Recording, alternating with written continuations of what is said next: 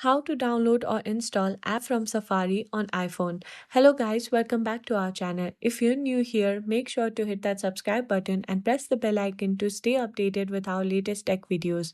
Today, I'm going to show you how to download apps from Safari on your iPhone after updating to iOS 16. Let's get started. First, let's go through method 1. We need to adjust some settings on iCloud. Open the settings app on your iPhone. Now, tap on iCloud. Next, select Media and Purchases.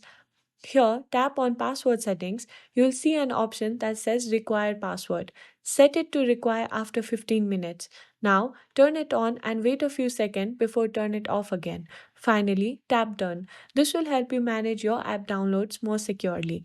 Now, let's move on to method 2. This time, we'll use Screen Time Settings. Open the Settings app again and tap on Screen Time. Scroll down and tap on Content and Privacy Restriction.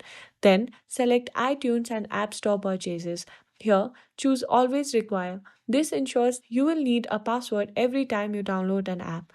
Finally, let's look at method 3. Downloading an app directly from Safari. Open up the Safari app on your iPhone. In the search bar, type in the name of the app you want to download. For example, let's search for a keyboard app. Once you find it, tap Install, wait for a few seconds, and then click on Get. Then tap Install again. Your keyboard app will start installing right away. And if you found this video helpful, please give it a thumbs up, and I'll see you in the next video.